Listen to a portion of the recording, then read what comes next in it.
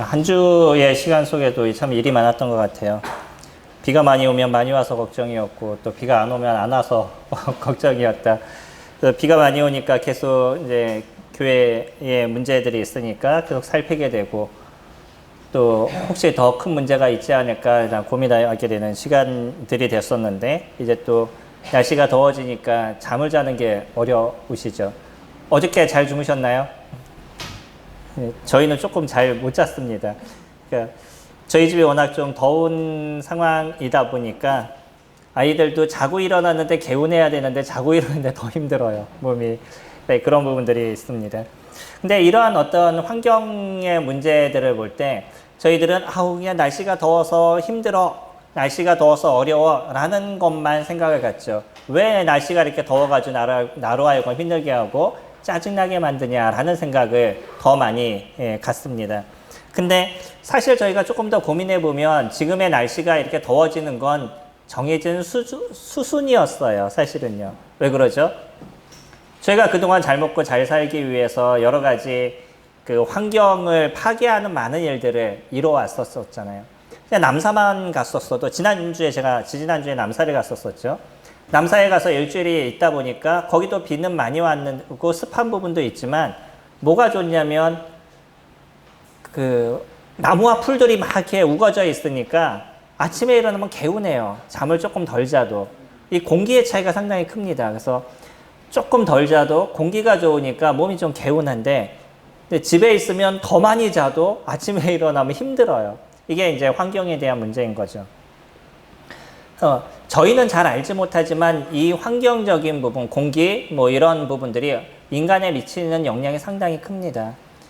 그리고 정서적인 부분에 있어서도 많은 부분들을 차지하고 있어요. 아파트만 이렇게 쳐다보시는 거하고요, 가서 나무들을 쳐다보시는 거하고 마음의 생각 자체가 완전히 달라져요. 근데 우리는요, 조금 더 잘 살기 위해서 지금까지 이와 같은 환경을 만들어 왔어요.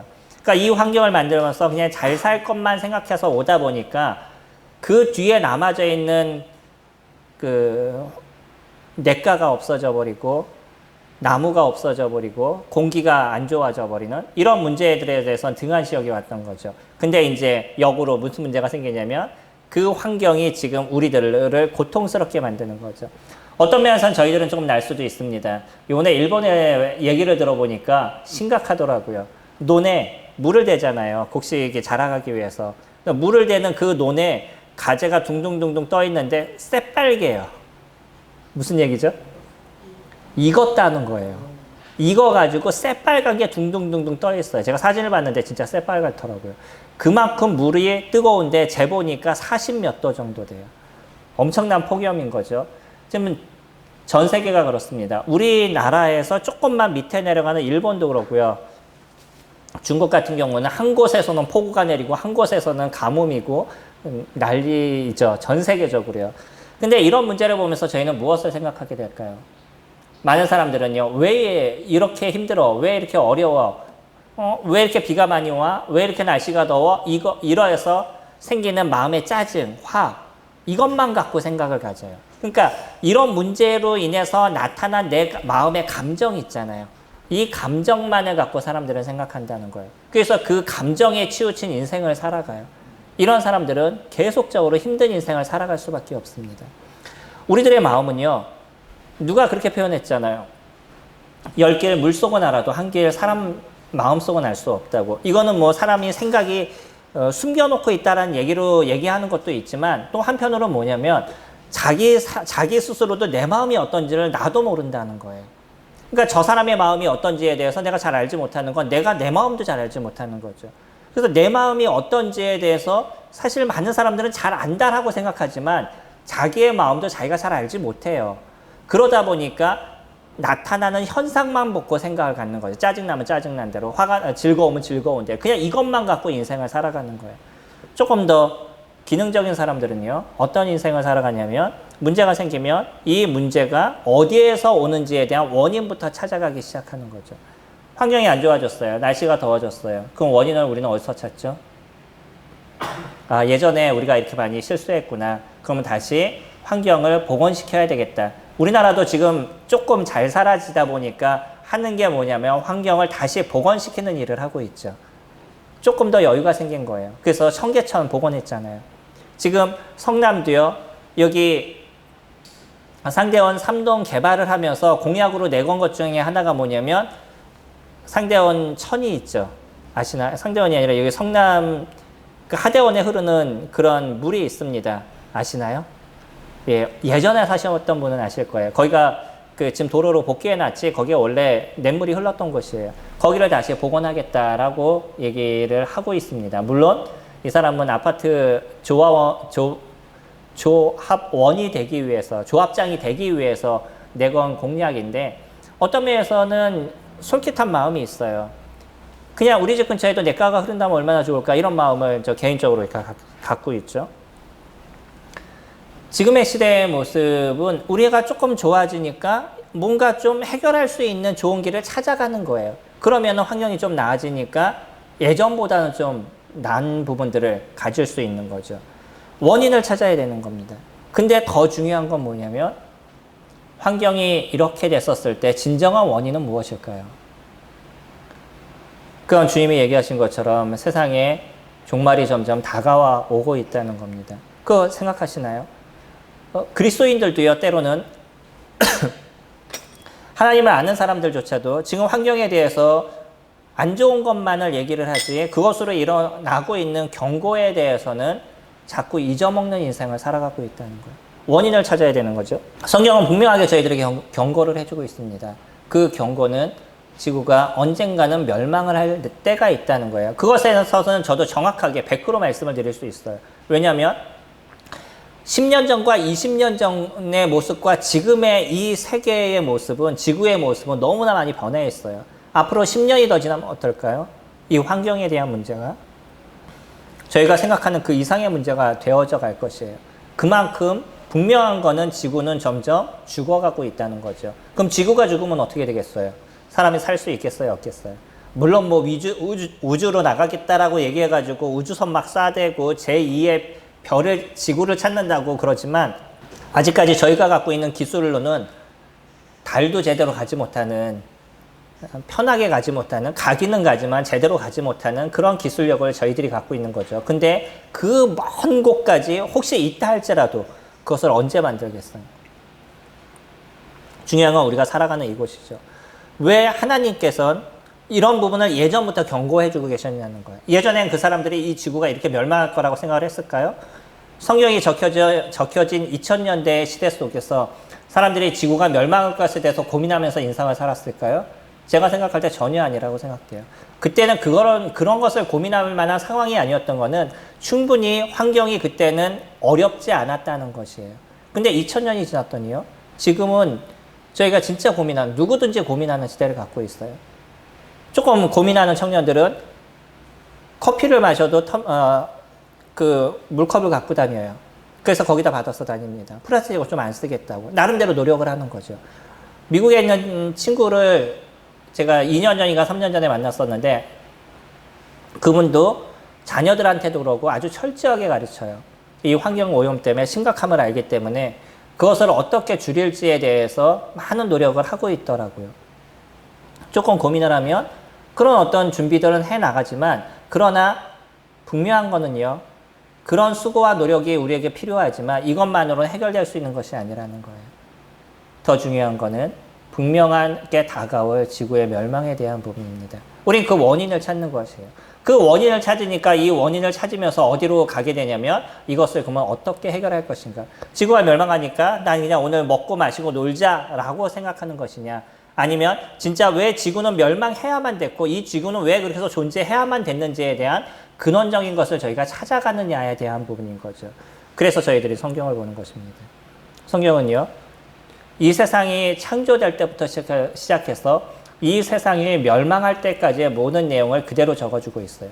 제가 알고 있는 책에선 제가 책을 그렇게 많이 알지 못하지만 여러 종교의 모습에서 이 세상이 시작돼서 이 세상이 끝날 때까지의 모든 여정을 제대로 적어준 내용들, 뭐 허접하게 적어준 내용이 있을지 모르겠지만 그것이 진짜 디테일하게 인간이 살아가는 삶의 모습을 그대로 드러내주면서 이런 내용을 적어주고 있는 경전은 없는 것으로 알고 있어요. 성경만이 유일하게 그것을 이야기를 하고 있습니다. 시작과 끝에 대해서 얘기를 하고 있는 거죠. 그렇기 때문에 우리는 이 끝이 오기 전에 너희들이 어떻게 해야 되냐라는 것에 대해서 이야기를 하고 있습니다. 이런 이야기를 듣게 됐을 때 어떤 사람들은요, 그것에 대한 고민을 하기 시작하는 거죠. 그리고 끝이 오기 전에 이 문제를 해결할 수 있는 해결점을 찾으려고 노력해요. 그런데 그러지 않는 사람들은 어떨까요? 여전히 지금 나타나서 보여지는 현상에만 마음을 쓰고 있는 거예요. 날씨가 더워요. 비가 많이 와요. 이것으로 인해서 생긴 내 마음의 감정에만 치우치는 거죠. 짜증나고 화나고, 아니면 날씨가 좋으니까 기분 좋고 즐겁고, 이것만 생각을 하는 거예요. 어떤 걸 생각하고 계시죠? 지난 일주일을 한번 생각해 보세요. 지난 일주일의 시간 속에 이런 모습에 무엇을 생각하는 일주일의 시간들을 가지셨어요? 저희 오늘 마태복음 말씀 같이 살펴보기 원합니다. 마태복음 13장 말씀 보시면 13장 1절부터 3절부터 보실까요? 3절부터 9절까지 같이 한 절씩 교독하도록 하겠습니다. 예수께서 비유로 여러 가지를 그들에게 말씀하여 이르시되 씨를 뿌리는 자가 씨 뿌리러 나가서 뿌릴새 더러는 길가에 떨어짐에 새들이 와서 먹어버렸고 더러는 흙이 얕은 돌밭에 떨어짐에 흙이 깊지 아니하므로 곧 싹이 나오나 해가 돋은 후에 타서 뿌리가 없으므로 말랐고 더러는 가시떨기 위에 떨어짐에 가시가 자라서 기운을 막았고 더러는 좋은 땅에 떨어짐에 어떤 것은 100배 어떤 것은 60배 어떤 것은 30배 결실을 하였느니라. 여기에서의 중심은 열매에 대한 부분입니다. 씨를 얘기할 때 씨는 뿌리가 내렸느냐 안 내렸느냐라는 부분을 얘기하지 않아요. 뿌리가 중요한 것이 아니라 지금 여기서 얘기하는 것은 비유인 거죠. 비유는 어떤 한 가지의 교훈을 저희들에게 던져주고 있습니다. 그 한 가지의 교훈은 뭐냐면 여기서 얘기하는 열매에 대한 부분이에요. 열매가 있느냐 열매가 없느냐에 대한 부분을 이야기를 하고 있는 거죠. 여기에 마음을 표현하는데 네 가지의 마음을 같이 이야기를 하고 있습니다. 땅을 이야기하면서 그 땅을 어디에 비유하냐면 마음에 비유를 하고 있어요. 첫 번째는 무엇이죠? 4절에 길가라고 얘기합니다. 저희들이 알고 있죠. 길가라고 얘기하면 아주 딱딱한 곳이잖아요. 물론 진짜 강력한 힘이 있는 이 씨는요, 길가에 떨어져도 거기서 그 뿌리를 내리더라고요. 물론 그런 씨앗도 있습니다. 뭐 그것을 다 따진다 그러면 저희가 비유를 보는 해석을 할 수가 없는 거죠. 이건 보편적인 얘기를 하고 있어요. 일반적인 씨는요, 잘 가꿔진, 일궈진 그 땅에 떨어지게 됐었을 때 거기에 뿌리가 내리고 열매가 맺어지죠. 그러니까 그 땅 안에도 무엇이 필요하냐면 양분도 충분하게 있어야 되겠죠. 그래야지만 열매가 잘 맺어져서 어떤 건 30배, 어떤 건 60배, 어떤 건 100배의 열매가 맺어진다라고 얘기합니다. 그러면서 이 땅을 뭐라고 얘기하냐면 우리들의 마음이다라고 얘기하는 거죠. 사람이 살아가는 속안에 살아가는 가운데 생겨나고 있는 여러 가지 일들, 그 일 속에서 우리들의 마음이 갖고 있는 몇 가지를 이야기를 해주는데 이것을 네 가지로 구분을 해주고 있어요. 그 중에 이 딱딱한 것은 말 그대로 무엇인가가 들어가지 않는다는 거예요. 어떤 것도 거기에는 뿌리를 내릴 수가 없어요. 씨가 떨어져도요. 그러니까 그 씨는요, 그대로 있다가 새가 와서 쪼아 먹거나 햇볕이 찌니까 그냥 말라버리거나 뭐 이런 문제가 이 씨 가운데 나타나게 되는 거죠. 어떤 결과가 일어나지 않습니다. 우리가 세상을 살아가면서 그런 것이에요. 무슨 문제가 있어요. 우리들 가운데. 우리 각자에는 여러 가지 일들이 있는데 그런 일들 속에서 그 문제의 원인을 저희들이 잘 찾아가지 않는다는 거죠. 나타나서 내가 일어나고 있는 그 감정만을 생각을 하고 있어요. 우리들의 마음은요, 마음을 어떻게 표현하시겠어요? 한번 고민해 보셨어요? 마음이라는 것을 설명해 보시면 어떻게 설명하시겠어요? 마음이 뭐죠?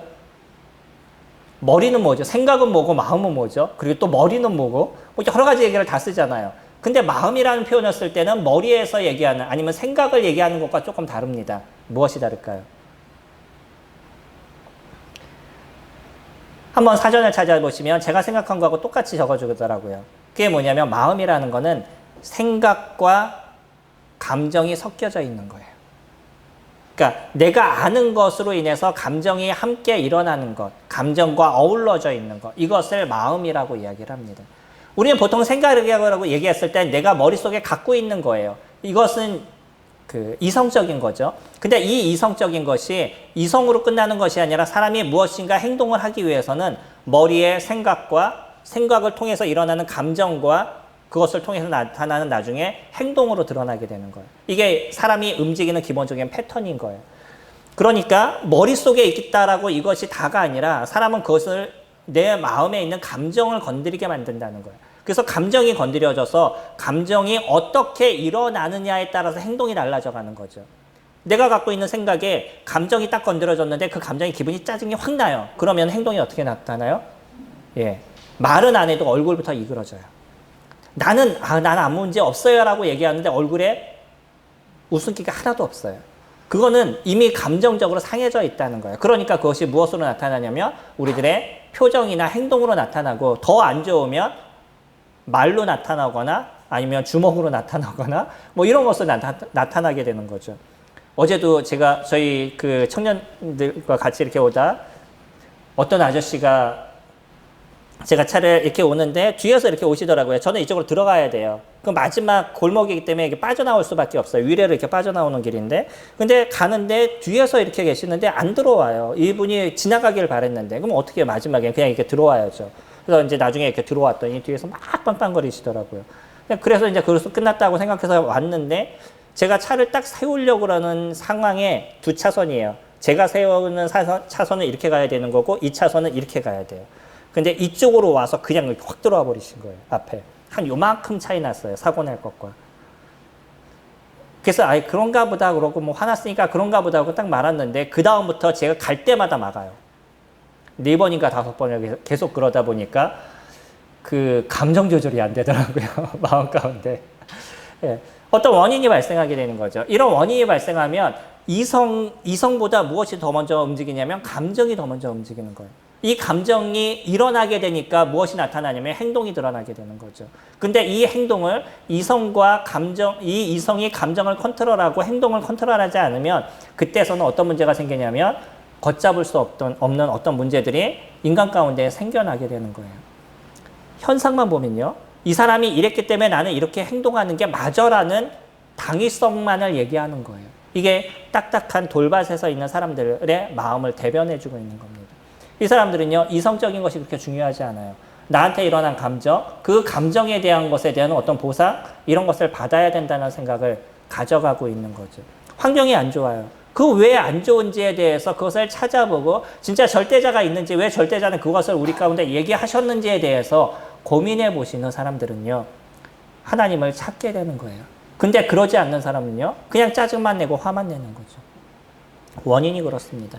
오늘 한 사람을 소개를 하려고 그래요. 길가에 대한 부분인데 많은 사람들이 잘 알고 있는 가룟 유다라는 사람입니다. 저희가 다 찾아보면 좋겠지만 시간상 마태복음 27장에는 가룟 유다에 대한 얘기가 짧게 등장을 하고 있습니다. 이 가룟 유다는 예수님의 12 제자 중에 한 명이었어요. 얼마나 은혜로운 시간을, 얼마나 그 명예로운 시간을 그가 갖고 있죠. 12명, 예수님께서 선택한 12명 중에 한 명이었어요. 많은 혜택을 받은 사람이에요. 그래서 그 사람은 어떤 일을 했냐면 3년 반 동안 예수님을 쫓아다니면서 예수님께서 하셨던 모든 일을 코앞에서 바라봤어요. 그분이 무리를 걸으시는 것, 아니면 풍랑을 잔잔하게 하시는 것, 죽은 자를 살리시는 것, 많은 것을 그 자리에서 목도한 사람이 가룟 유다였었습니다. 근데 아이러니하게도요, 예수님을 판 사람이 가룟 유다라는 것이에요. 가장 많은 이적을 보고 가장 많은 능력을 보고 이분이 하나님의 아들이라는 것을 그 코앞에서 봤던 가룟 유다가 예수님을 팔았어요. 그것도 얼마예요? 예, 은 30개. 그때 당시 은이라면 저희가 지금 생각하는 것보다 좀 비쌀 겁니다. 근데 사람을 팔 만큼, 그것도 하나님의 아들을 팔 만큼의 그런 값어치를 받고 판 것도 아닌 거죠. 돈이라도 많이 받았으면 조금이라도 욕을 덜 하겠어요. 그 적은 돈 그것을 받고선 예수님을 팔았어요. 그리고 나중에 다 팔고 돈을 갖고 있다 생각해 보니까 양심이 찔리기 시작했던 거죠. 예수님이 잡혀가는 모습을 보고 그러면서 이 사람이 양심이 찔리니까 다시 그때에 가서 돈을 자기가 팔았던 그 사람들에게 갖다 주면서 다시 풀어주라고 얘기를 하죠. 근데 그 사람들이 풀어주겠어요? 이미 잡으려고 노력했던 건데. 그러니까 그 사람들은요, 그것을 풀어주지 않겠다라고 얘기하니까 이 가룟 유다가 했던 일이 뭐냐면 그 돈을 그 사람한테 던져버리고 가서 스스로 목을 매서 죽었습니다. 자기가 했던 일에 대해서 양심의 가책을 느낀 거죠. 근데 우리는 여기서 고민할 것이 있어요. 뭐냐면 그 사람은요, 자기 중심이에요. 모든 사건의 중심이. 예수님을 봤었을 때도 예수님이 하시는 일을 보면서 그분은 어떤 분인지, 그분은 왜 저런 일을 하시는지 그것을 보는 것이 아니라 이 사람을 통해서 나는 무슨 돈을 얻을까? 중심이 항상 자기에게 있어요. 예수님을 보면서 저 사람을 통해서 나는 어떤 유익을 얻을까? 이 생각을 갖고 있었던 거죠. 근데 계속 쫓아다녔는데 별 유익을 얻지 못해요. 그러니까 선택한 게 뭐냐면 누군가 그 예수를 시기하는 사람이 있으니까 내가 저 사람에게 이 사람을 팔면 돈을 벌겠구나 라고 생각해서 자기의 돈을 그 사람을 팔고 예수님을 팔고 돈을 벌었죠. 근데 그래도 3년 반을 쫓아다녔는데 이게 양심의 가책을 안 느끼겠어요? 나름대로 양심의 가책을 느꼈죠. 그러다 보니까 이것을 돌이키기 위해서 나름 노력은 했지만 그러나 그것이 해결이 되지 않으니까 이 사람이 선택한 건 뭐냐면 주변에 있는 많은 사람들이 나를 비난할 것에 대한 고민을 하기 시작하는 거죠.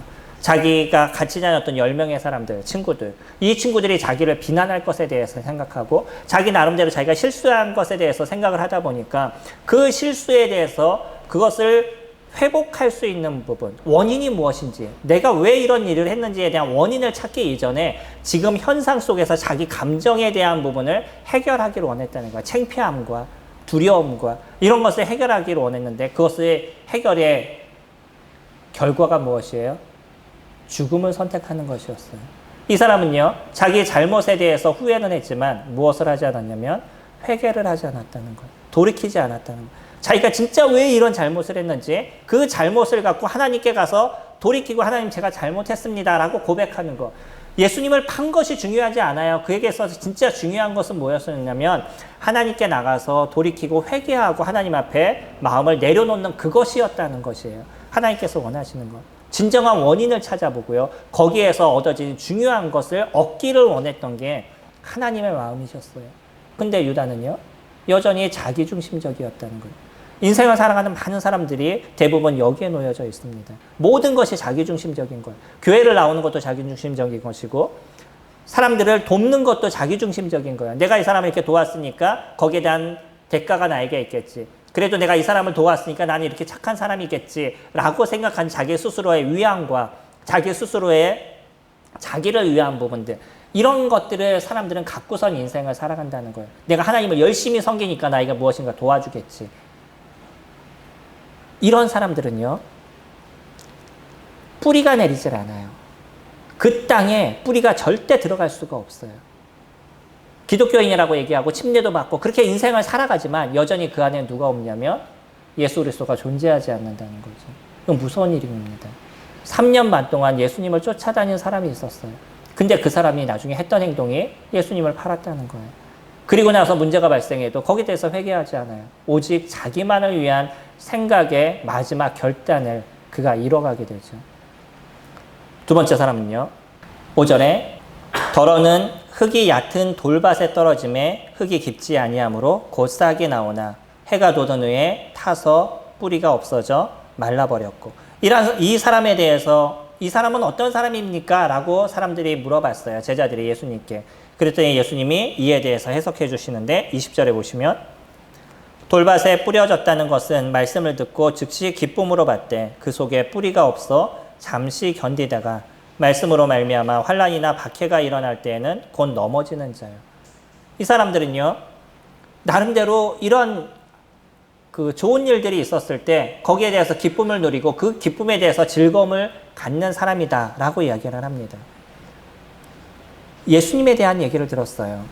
우리를 구원하실 그 구세주가 당신을 이 땅에서부터 구원하실 것입니다. 당신을 하나님의 나라로 인도하시고 당신은 그 예수 그리스도와 인생을 살아가는 기쁨을 누리실 겁니다. 라는 이야기를 들었어요. 이 이야기를 들으면서 그는 마음에 기쁨을 누리고 즐거움을 누렸지만 근데 뒤돌아서 집에 가다 보니까 이제 세상에 보이기 시작하는 거죠. 교회에서는 무엇이면 뭐예요?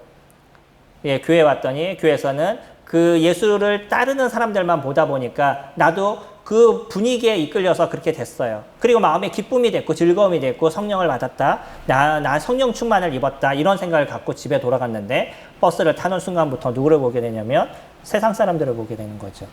돈을 위해서 살아가는 사람들, 자기를 위해서 살아가는 사람들, 그것도 세상에 펼쳐져 있는 아파트, 많은 좋은 것들, 그것을 보는 순간 생각이 또 어디로 흐르냐면 그래도 나는 이곳에서 즐거움을 누려야지라는 생각으로 흘러가게 되는 거죠. 예전의 사람들은요, 예수님을 믿는다는 그 하나로 죽음까지 감수해야 했었어요. 근데 그 죽음을 충분하게 감수했던 사람들은 그 안에 믿음이 있었음을 저희들이 정확하게 알고 있습니다. 그런데 그것보다는 어떤 사람이 더 많을까요?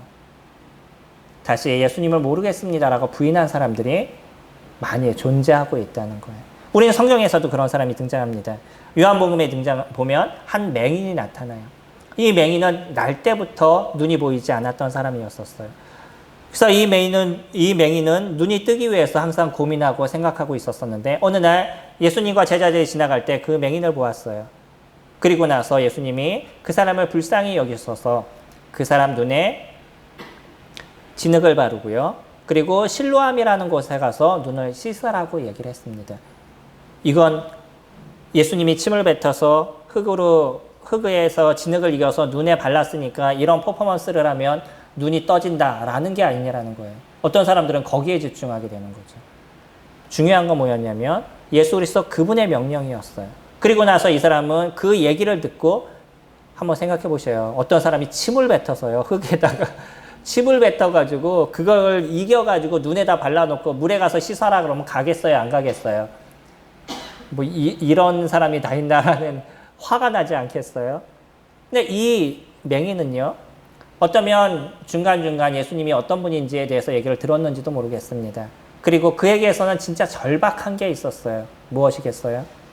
눈이 떠지는 거였어요. 어떤 것이라도 할 수 있는 마음이 그에게 있었어요. 그래서 가서 실로암에서 눈을 씻으라라는 얘기를 들으면서 그는 일어나서 실로암으로 갔습니다. 그리고 거기서 자기의 눈을 씻었는데 무슨 일이 벌어졌어요? 진짜 눈이 떠진 거예요. 이건 그 장래에 난리가 났습니다. 태어날 때부터 눈을 뜨지 못했던 그 친구가 어느 날 눈이 떠서 다니는 것을 보면서 동네 사람들이 막 난리가 났어요. 이쪽에서 얘기하고 저쪽에서 얘기하고 소문이 사방으로 막 이렇게 다 퍼지기 시작했죠. 이야기는 누구도 들었냐면 당시 예수님을 싫어하는 그런 대제사장과 바리새인들도 이런 이야기를 듣게 되죠. 그리고 나서 이 문제에 대해서 이들이 전전긍긍하게 돼요. 가뜩이나 예수라는 그 사람에 대해서 싫어하는데 이 사람이 어떤 특별한 이적을 행해서 많은 사람들이 예수께 간다라는 얘기를 들으니까 얼마나 마음 가운데 불안하겠어요. 그래서 그의 부모를 붙잡아서 얘기를 합니다. 저 아들이 당신의 아들이 맞습니까? 라고 얘기가 예 맞다라고. 그러면 저 사람이 원래 맹인이 맞습니까? 라고 얘기했더니 이 부모가 예 맞습니다. 날 때부터 맹인이었습니다. 눈을 못 떴습니다. 라고 얘기를 하죠. 근데 눈을 어떻게 떴어요? 라고 물어보니까 이 이야기를 들으면서 부모가 고민하기 시작하는 거예요. 왜죠? 눈을 떠준 그분이 예수라는 그분이라는 것을 부모들은 알고 있었어요. 그 능력의 하나님의 아들이심을 정확하게 알고 있었어요. 그런데요, 내가 그것을 말하는 순간에 지금 나에게 얘기하고 있는 바리새인들, 그 사람들의 세상에서부터 나는 격리될 수도 있다라는 두려움이 있었던 거죠. 그러니까 뭐라고 얘기하냐면 그가 성인이니까 그에게 물어보세요. 왜 그랬는지 나는 알지 못합니다라고 얘기합니다. 우리는 여기서 무엇을 볼 수 있냐면 아들이 눈을 뜨게 됐었을 때 부모가 그것을 보면서 누렸던 기쁨이 무엇인지를 알게 되죠. 성경에는 등장하지 않습니다. 분명한 건 뭐냐면 내 아들이 눈을 뜨고 집에 들어왔어요. 어떠시겠어요? 부모의 마음에서. 그 사람에게 쫓아가서 내 갖고 있는 전 재산을 그에게 줘도 아깝지 않을 것이에요. 그러지 않으시겠어요? 그런데 그 기쁨을 갖고 있었던 순간을 내 마음에 갖고 있었는데 갑자기 세상을 지배하고 있는 사람들이 나에게 무엇인가를 질문하다 보니까 나는 그들의 세상에서부터 나와야 된다는 두려움이 생긴 거예요. 그리고 나서는요, 그냥 모른다라고 얘기한다. 세상에 많은 사람들이 왔습니다. 예수님이 당신을 구원하실 것입니다. 예수님을 믿으면 당신이 영원한 삶을 얻을 수 있을 겁니다. 예수 그리스도 그분이 함께 하실 뿐만 아니라 이 땅을 살아가는데도 예수 그리스도 그분이 당신을 붙잡아 주실 것입니다. 라는 얘기를 들으면서 아 그래요 라고 즐거워하지만 막상 뒤를 돌아서 세상을 보게 되면 세상에 갖고 있는 좋은 것들 또 세상이 나를 향해서 하는 그런 그 핍박이나 예수를 믿는다는 그 하나 때문에 생기는 핍박이나 어려움에 대한 문제들, 그런 것이 더 크다 보니까 마음 가운데 갖고 있었던 그 기쁨을 버리게 되는 거죠. 그리고 어디를 봐요? 세상을 보게 되는 거예요. 주님을 믿을 때 어려움이 없다라고 생각하시면, 주님을 믿고 나서 나는 영원한 생명을 얻는데 이 땅에서는 조금의 어려움이 있다는 것을 두려워하신다 그러면 여기 계신 어떤 분들도 주님을 믿을 수 없을 겁니다. 세상을 살아가면서 예수 그리스도라는 그 이름으로 해서 생기는 아픔과 때로는 어려움을 내가 감내할 수 있는 마음이 없다 그러면 어떤 누구도 예수님을 믿을 수 없을 거예요. 예수님을 믿는다는 거는요, 이 땅에서 있는 사람들의 생각과는 다른 인생을 내가 살아가겠습니다라는 고백인 거예요. 그 고백에는 여러 어려움과 아픔의 문제가 있고 내 감정과 내 생각대로 하지 못하는 문제들이 거기는 엄청나게 놓여져 있는 거예요. 근데 난 여전히 세상에서 있는 모든 것을 취하기를 원해요. 그것을 나는 다 갖기를 원해요. 그러면서 내가 예수님을 믿겠다? 그건 불가능하다는 것이에요. 아무리 교회에서 좋은 얘기를 듣고요, 기쁨으로 그래 나도 이제 천국 갈 수 있어 라고 생각한다 할지라도 세상에 있는 어려움에 대해서 근데 그것을 받아들이고 그것을 감내할 수 있는 힘이 나에게 없다 그러면 여전히 내 안에 예수 그리스도는요, 세상보다 못한 존재라고 나는 인식하기 때문인 거예요. 예수 그리스도는 하나님의 아들이십니다. 그분은 우리들을 세상의 그 어떤 누구에서부터 저희들을 보호하실 것이고요, 여러 어려움의 문제가 있다 할지라도 그 어려움의 문제에서부터 저희들을 지키실 그분이시라는 거예요. 그거에 대한 믿음을 저희들이 갖고 있는 거죠. 그분이 하나님의 아들이심을 믿는다는 그 자체는 그분이 어떠한 모습 속에서도 저희들을 보호하실 것에 대한 확신이 저희들에게 있는 거예요. 물론 주님이 하시는 일까지 기다릴 수 있는 그 인내에 대한 것은 저희들이 또 배워야 되는 부분이겠죠. 세 번째 부류는요, 7절 보시면 더러는 가시떨기 위에 떨어짐에 가시가 자라서 기운을 막았고, 이것에 대해서 22절에서 동일하게 얘기를 하죠. 가시떨기에 뿌려졌다는 것은 말씀을 들으나 세상의 염려와 재물의 유혹에 말씀이 막혀 결실하지 못한 자예요. 이 사람은요, 그나마 줄기가 또 더 많이 올라왔어요. 줄기가 더 많이 올라와가지고 이제 뭔가 열매가 맺을 것 같았는데 그 위에 가시가 있다라고 얘기를 해요. 그 가시가 햇볕을 보지 못하게 하니까 결국에는요, 이 줄기가 죽어가게 되는 거죠. 예수님이 우리를 구원하십니다. 그분과 함께 영원한 삶을 저희가 살아갑니다 라는 얘기, 이 놀라움의 소식을 저희들이 들었어요. 그리고 그것으로 인해서 나는 이제 기쁨의 삶을 살아갈 수 있을 거라고 생각했어요. 근데요, 나가보니까 여전히 이 세상을 살아가는 데 있어서는 무엇이 필요해요? 돈이 필요한 거죠. 돈이 없으면 살아가는 데 있어서 어려움이 된다는 생각이 된다 보니까 돈을 버는데 더 많은 마음을 쓰는 인생을 살아가는 거예요. 이 땅을 살아가는 사람들 중에서 제일 어려운 것 중에 하나가 무엇이냐면 그것이 돈입니다.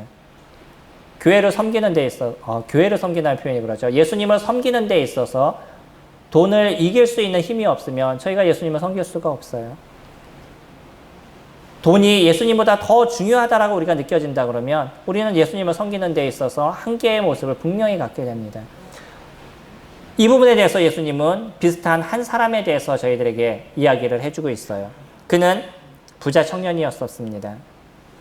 마태복음 19장에서 등장하고 있는 부자 청년인데, 이 청년이 고민이 있었어요. 인생을 살아오면서 이는 착한 사람이었었어요. 다른 사람이 하고 있는 좋은 것, 다른 사람보다 더 많은 선한 일을 했던 그런 사람이었었어요.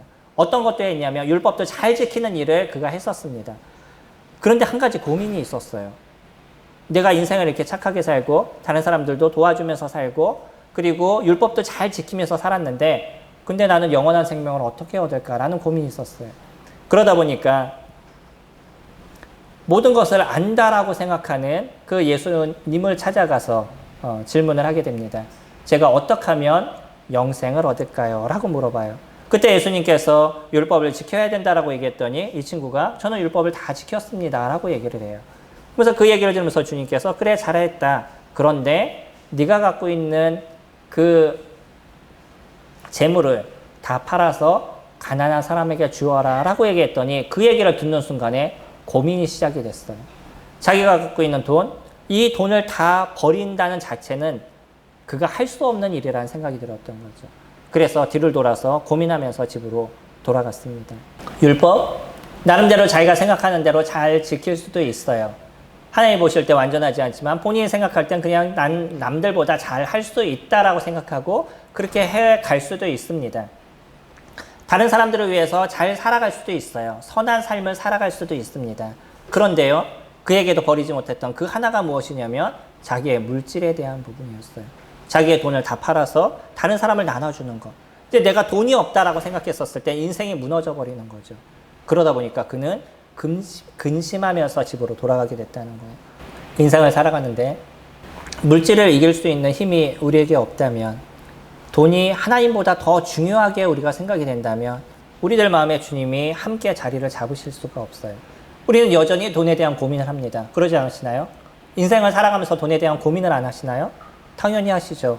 저도 뒤돌아보면서 일주일 동안에 뭐 이것을 어떻게 하지, 이 돈을 어떻게 만들지, 이거는 어떻게 해야 되지 고민 끊임없이 했습니다. 그게 살아가는 삶의 모습인 거예요. 내가 살아갈 때 돈이 있어야 되니까. 그러나 그 돈이 그렇게 필요하다고 그것을 얻기 위해서 주님을 버리지 않는다는 거예요. 그것을 내가 취하기 위해서 예배를 소중하게 예배를 버리지 않는다는 거예요. 여전히 예수 그리스도 앞에 나와서 경배하고 그분을 위해서 살아가는 것이 나에게선 첫째의 모습입니다. 저희들은 근심을 할 수 있어요.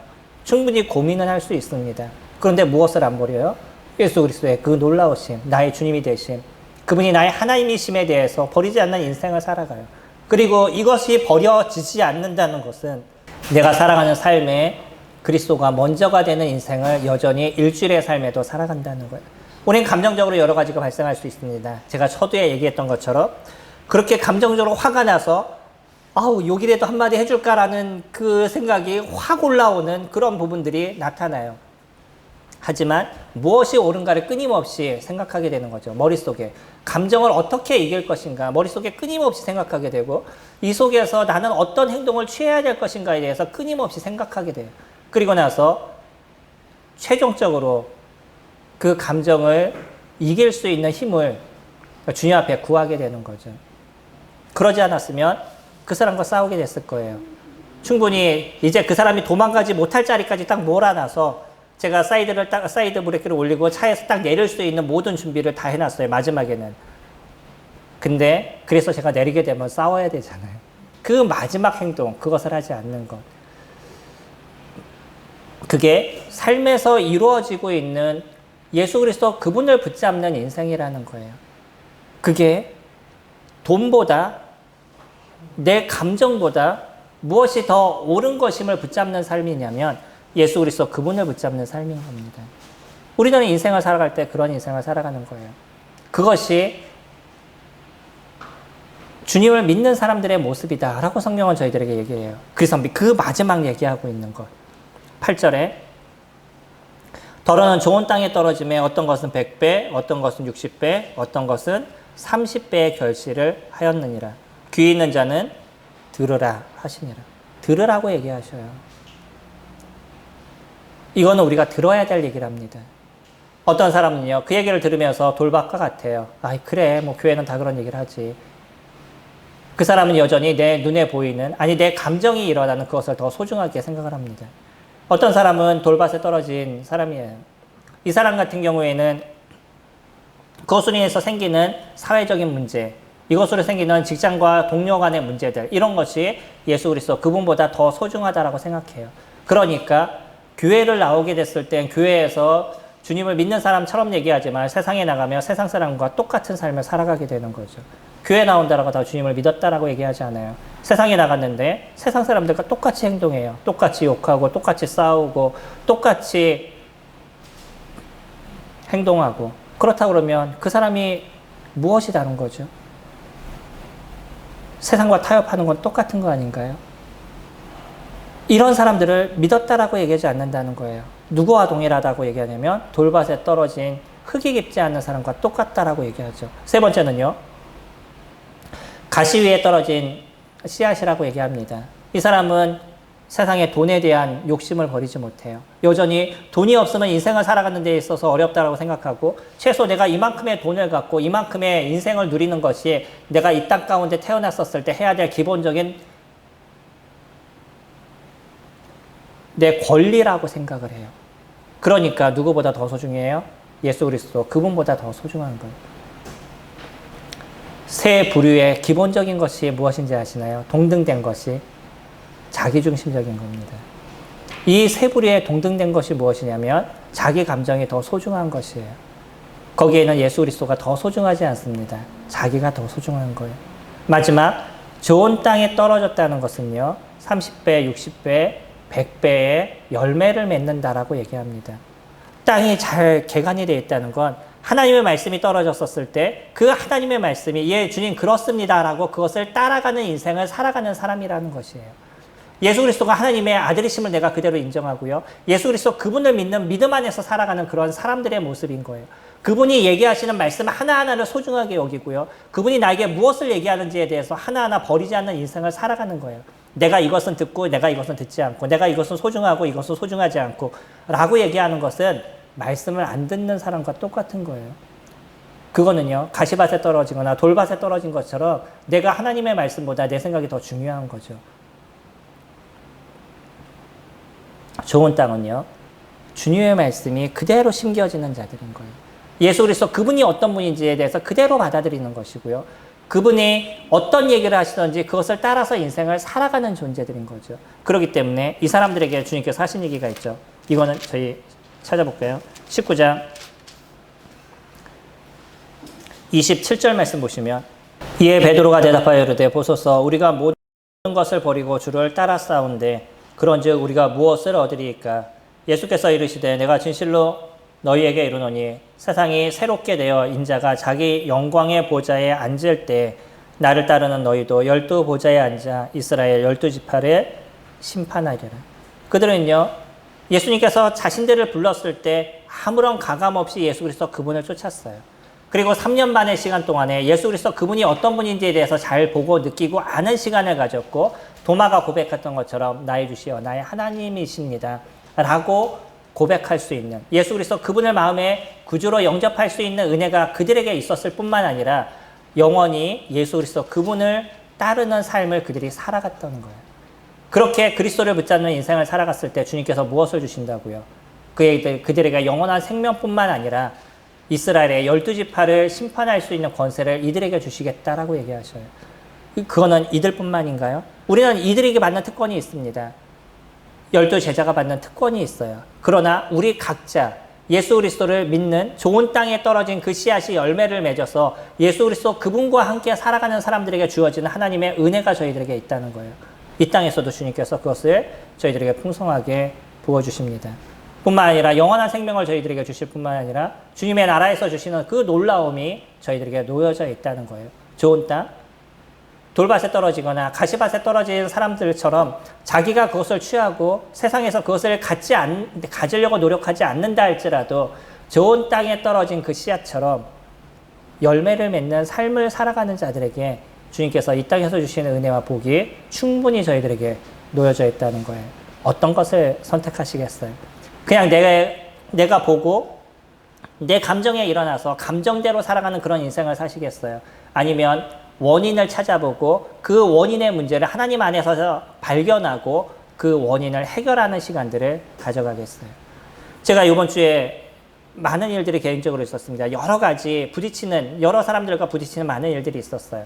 그러면서 감정적으로 안 좋을 때 뒤로 돌아서 고민해 보게 되니까 내가 놓치고 있었던, 주님 안에서 내가 놓치고 있었던 그 무엇이 있다는 것을 어저께 저녁에 느끼게 됐었어요. 내가 무슨 실수를 하면서 일주일을 보냈구나 라는 생각을 가지면서 결국은 그 문제로 인해서 이런 사람 저런 사람 여러 사람들과 아무 상관없이 부딪히는 문제들이 발생하게 되더라고요. 그 사람과 부딪힌 게 문제가 아닙니다. 중요한 건 뭐냐면 내 자신인 거야. 내 자신이 하나님 안에서 내가 어떻게 떨어져 있는지, 그 좋은 밭에 떨어진 그 씨앗이 나한테서 열매를 맺고 있는지 아니면 다 사그러들고 있는지를 내가 발견하게 됐었을 때 그때야 비로소 주님께서 주시는 은혜를 저희들이 발견하게 되는 거죠. 예수 그리스도를 믿으시나요? 세상에 있는 것들이 그렇게 소중해 주지 않으셔도 충분히 하나님께서 그 이상의 것을 저희들에게 부어주십니다. 그것이 주님의 말씀이신 거예요. 마음을 여시고요. 주님이 얘기하시는 것처럼 구하라 그러면 너희에게 주실 것이요 찾으라 그러면 찾을 것이요 문을 두드리라 그럼 너희들에게 열릴 것이라고 얘기하셨던 이 놀라운 말씀이 모든 분의 마음 가운데 이루어지길 소망합니다.